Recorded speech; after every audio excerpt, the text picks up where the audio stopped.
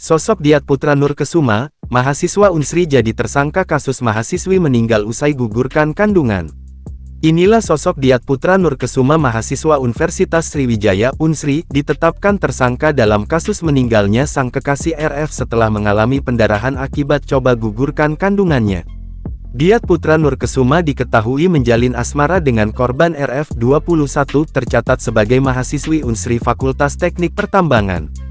RF meninggal dunia pada Jumat kemarin tanggal 17 November tahun 2023 setelah dibawa Diat Putra Nurkesuma ke Rumah Sakit Aroyan Ogan Ilir Indralaya.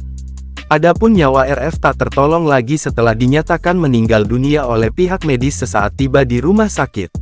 Berdasarkan penelusuran TribunSumsel.com, Sabtu tanggal 18 November tahun 2023, Diat Putra Nurkesuma merupakan mahasiswa satu angkatan dengan RF di Fakultas Teknik Pertambangan.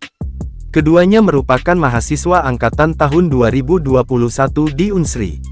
Diat Putra Nurkesuma sendiri diketahui berasal dari Jambi, tepatnya dari Kabupaten Merangin. Dirinya tercatat alumnus dari SMA Negeri 6 Merangin. Sebelumnya, mahasiswi Universitas Sriwijaya Unsri di Indralaya, Ogan Ilir inisial RF yang meninggal dunia pendarahan saat hamil setelah mengonsumsi obat penggugur kandungan. Hal ini disampaikan aparat Satreskrim Polres Ogan Ilir yang menangani kasus ini. Pelek Kasatreskrim Polres Ogan Ilir, Ibtu Herman mengatakan, mahasiswi tersebut duduk di semester 5 Prodi Teknik Pertambangan Fakultas Teknik Unsri. RF diketahui meninggal dunia di Rumah Sakit Aroyan Indralaya pada Jumat tanggal 17 November tahun 2023 lalu sekira pukul 10. Kepastian penyebab RF meninggal dunia setelah polisi meminta keterangan dari teman pria RF. Teman pria RF diketahui bernama Diat Putra Nurkesuma yang merupakan mahasiswa satu angkatan dengan mahasiswi tersebut.